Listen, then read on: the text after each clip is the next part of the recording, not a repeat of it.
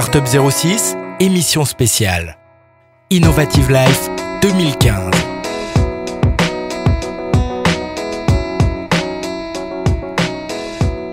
Toujours en direct de Innovative Life 2015 avec mon acolyte Anne Lombardo. Et nous avons le plaisir de recevoir Jean-Jacques Lautermoser de Monument Tracker, monument-tracker.com.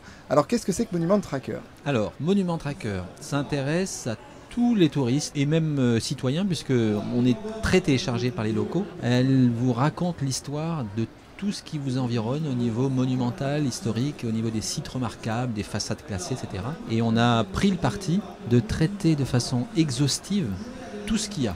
Donc par exemple, une ville comme Nice, un guide traditionnel va vous parler de 15, 20, 30 POI. Nous, on en a 120.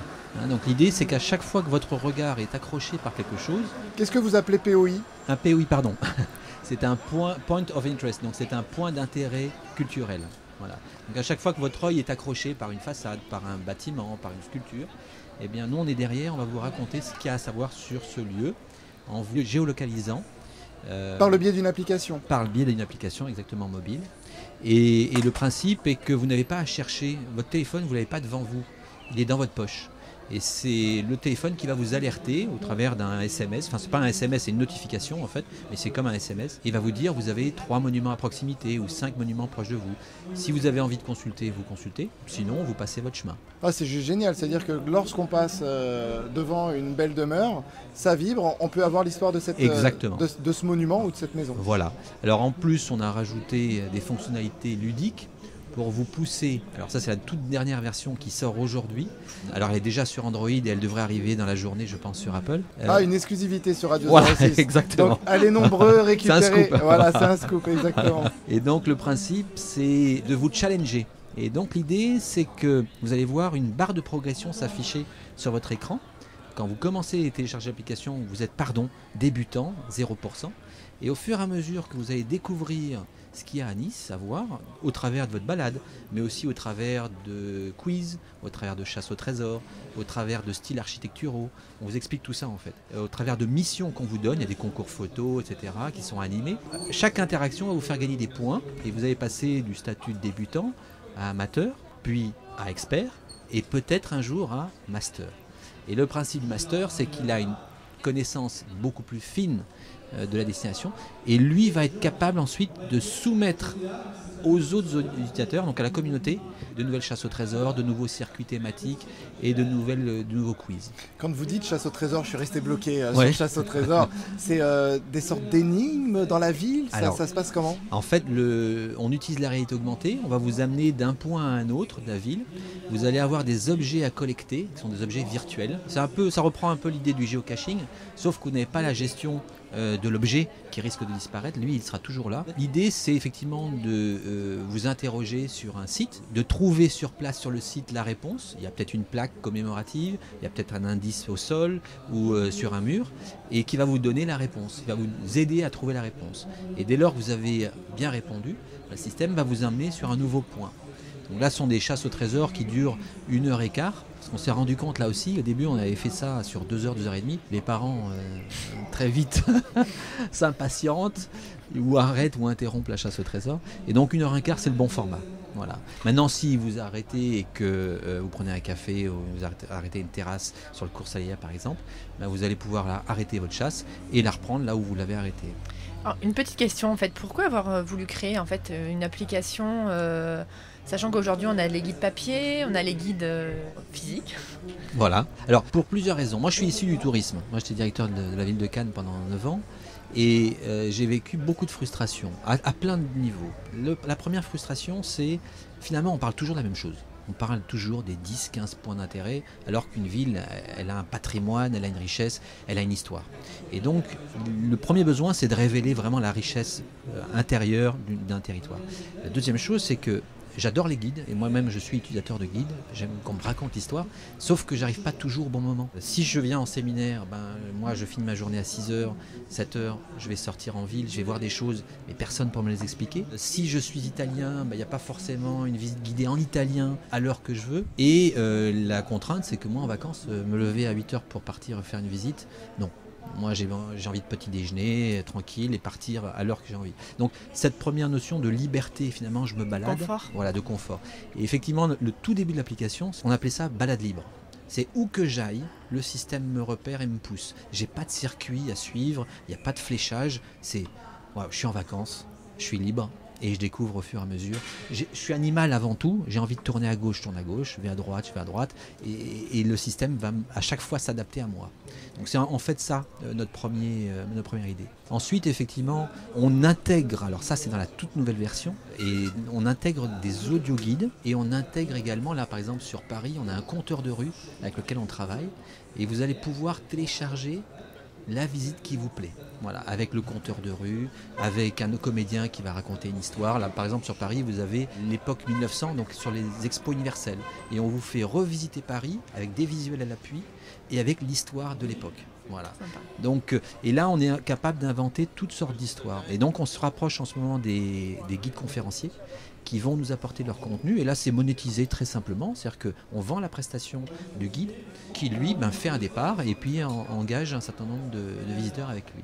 Donc là, l'idée, c'était aussi pareil, de ne pas contraindre, de travailler en fonction de l'usager en disant, t'as pas envie de partir à 8, à 9 ou à 10, t'as peut-être envie de partir à 11h30.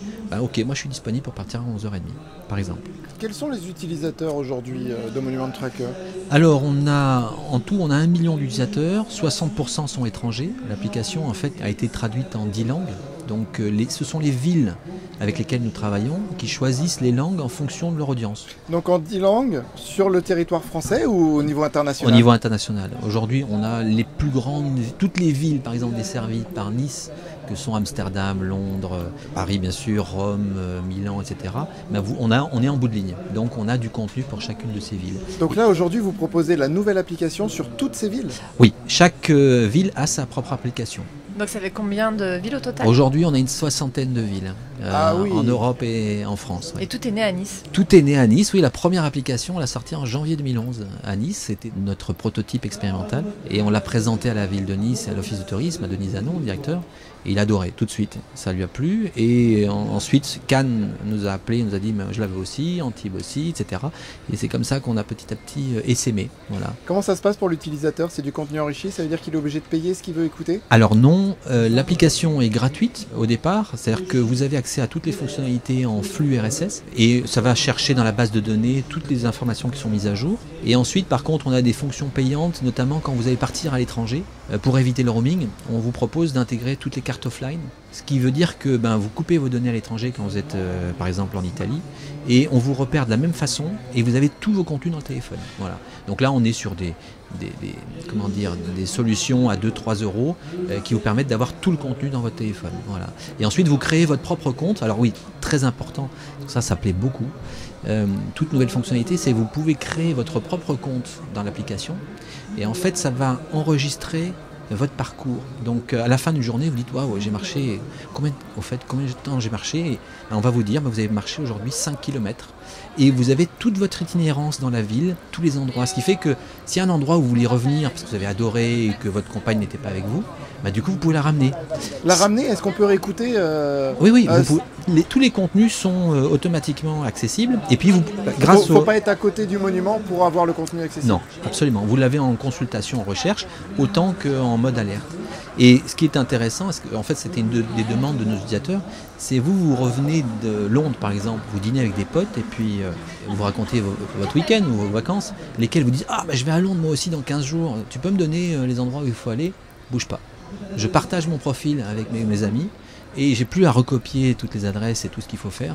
Ils ont juste accès à tout ce que j'ai fait, tout ce que j'ai aimé. Donc on peut partager son profil directement via l'application ? Absolument.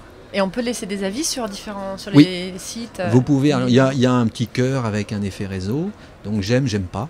Et en fait, vous avez la possibilité de voir combien de gens ont aimé ce site-là plutôt qu'un autre. Mais on n'a pas fait de notes. Parce que noter un monument, pourquoi noter mieux un monument du XIe siècle, du XIIIe ou du XVIIe siècle ? Après, c'est une question de goût. Oui, après, c'était plus de dans sensibilité. Quel est l'intérêt en fait de l'utilisateur en fait ? Quel intérêt a-t-il trouvé en fait à ce... Alors, l'avantage de l'itinérance, c'est que on répond à la curiosité du moment. Vous êtes là, vous êtes devant le palais. tiens, au fait, c'est quoi l'histoire du palais? Ah bah tiens, voilà les histoires, ou voilà l'époque, ou les anecdotes qui sont liées à ce lieu-là. Donc en fait, on est sur du média rapide, là pour le coup, on est sur de la réponse rapide. Ah, tiens, je vois, ça me plaît, c'est beau, mais c'est quoi? Et donc là, on va répondre. Après, vous avez la possibilité au sein de l'application de préparer votre voyage. C'est-à-dire qu'en consultation non géolocalisée, vous pouvez faire une checklist de tout ce que vous voulez voir. On a toujours un peu les yeux plus grands que le ventre, c'est-à-dire qu'on va se fixer une trentaine de monuments, finalement on va en voir 15. Et là aussi, le système vous dit, en fait, quand je vais passer à proximité d'un monument ou d'un site que j'ai sélectionné, le système va m'appeler en disant « Hé, je suis là, viens me voir, tu m'avais choisi ». À la fin de la journée, dans votre rapport, vous avez vos kilomètres, vous avez les monuments que vous vous étiez mis en objectif, et ceux que vous avez effectivement vus. Donc ce qui fait que demain, si je veux savoir où je vais aller, ben, j'ai mon profil qui me dit t'as pas encore vu tout ça. Mais je prends un exemple comme Rome par exemple. Enfin, ça ne doit pas arrêter de biper, parce qu'il y a énormément de choses à voir. On a un espace plutôt réduit. Alors Rome, on a 330 monuments et sites. En fait, ça ne bip pas sans arrêt, puisqu'on vous fait des bips en regroupant les densités. Donc on ne va pas vous faire un bip par monument, on va vous dire à un moment donné, vous êtes là, et là, dans un rayon de 150 mètres, vous avez 3, 7, 10 monuments. Si vous êtes au Forum, par exemple, ou si vous êtes en face du Colisée ou au Vatican, oui, il va y avoir beaucoup de choses, une concentration. Château Saint-Ange, le Colisée, etc.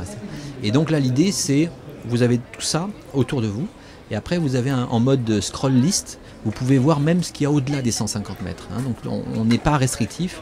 Après, c'est vous qui naviguez dedans. D'accord. Et après, on va vous exciter. Une fois que vous avez pris connaissance des choses, on va vous proposer des jeux. Et les jeux sont là pour tiens, en fait, j'ai oublié ça. Ou, tiens, je vais revenir. Ou tiens, cette anecdote. Parce que le quiz amène une anecdote ou un début de réponse à l'histoire. Donc c'est très centré sur les sites. À Paris, il y a quelque chose qui fonctionne très très bien, c'est Malangocha qui fait une chasse au trésor chaque année, une fois par an, organisée par la ville de Paris. Oui, absolument. Et c'est juste incroyable. Énorme. Le nombre de personnes qui viennent pour cette chasse. Début juillet, oui, c'est ça. Oui, c'est ça, tout à fait. Et vous avez aussi ce genre de possibilités? Alors oui, là on est sur une dynamique de groupe. Pour nous, c'est tout à fait possible. Après, la chasse au trésor, elle s'écrit pour un public. Donc nous, aujourd'hui, la chasse au trésor, on la conçoit pour les enfants. Parce que les enfants en ville, c'est pas toujours facile. Et donc on n'est pas mécontent de pouvoir les occuper pendant 1 heure, 1 heure et quart. Et les enfants, on a fait le test, on a filmé ce qui se passait et c'est assez surprenant. Ce sont les parents qui courent après les enfants et qui leur demandent attends nous, voilà. C'est super ludique. C'est super ludique, voilà.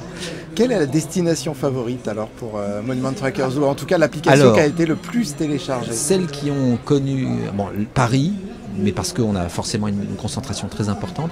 New York a très très bien marché. Vraiment, quand on l'a lancé, on a eu tout de suite 50 000 téléchargements. C'est assez énorme. En France, la deuxième ville qui a le plus cartonné, c'est Lyon. Étrangement, on ne s'attendait pas à ce retour-là, à ce succès-là. Alors très plébiscité par les Lyonnais eux-mêmes.